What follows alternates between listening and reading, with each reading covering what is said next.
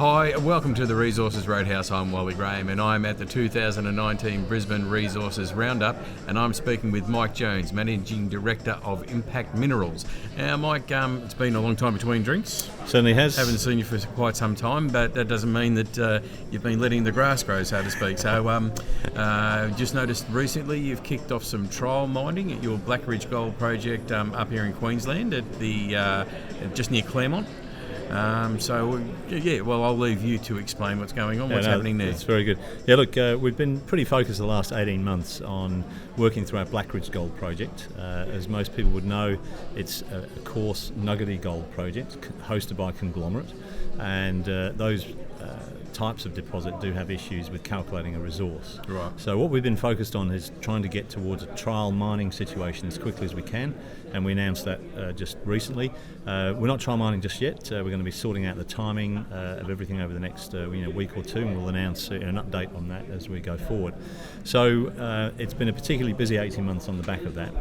So when we first got into the project, we've got some of the ground we own ourselves. We have an option over part of the project as well.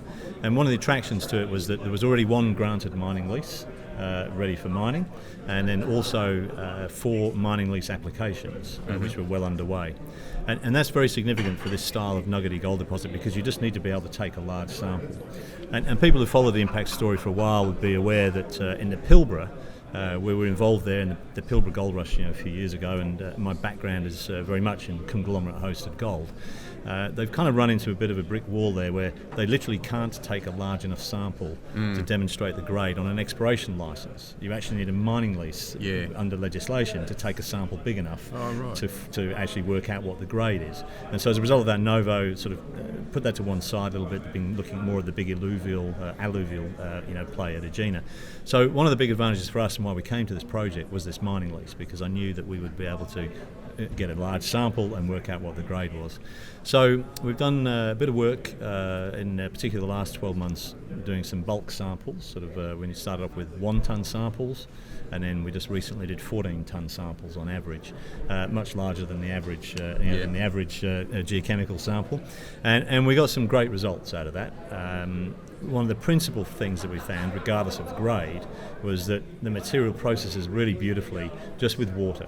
You need no chemicals, and we're getting incredible recoveries, more than probably at least 98% recovery, just using water of the gold. It's coarse and it freely liberates from the rock. So is that all right? This is my humble journo knowledge coming to the fore here, but so is that because it is this sort of, like, as you say, this coarse nuggety sort of gold, that it's not sort of contained in ore too much? That's correct. And so, as you say, you just have to wash it out, so and the nuggets come away from the material. They literally just come away from the material. Okay. So in that respect, it does process like an alluvial deposit. Okay.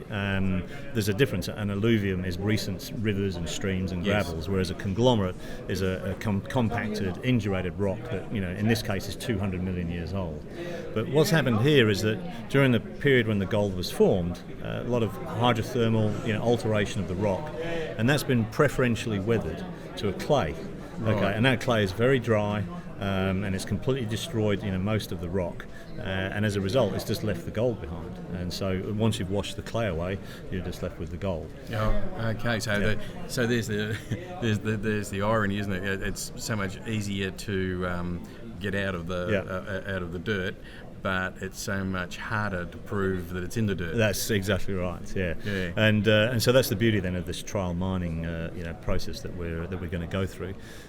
So we've the deal that we've got basically is to mine up to 1 million cubic metres. It's about 1.6 million tonnes, which is quite a large amount, but it's not true mining. It's it really is a trial, because if that does work, that's probably only 5% of the material that we have available, to us, and so we'd be able to, start mining ourselves or do a mining joint venture. So we've been able to completely de-risk ourselves in getting this, this process going, because again, establishing the grade is the next big unknown. So we'll certainly be a lot further down the track once that happens. So exciting times. As an example, I mean, we can recover out of the a simple trommel, it's like you see on the Discovery Channel. We're out there with a trommel and water and sluicing and panning and all this sort of stuff. Have you got one of those things that rocks like that? Not yet. No, but we might need one. They look good. Yeah. And so we can recover down to probably at least 10 parts per billion.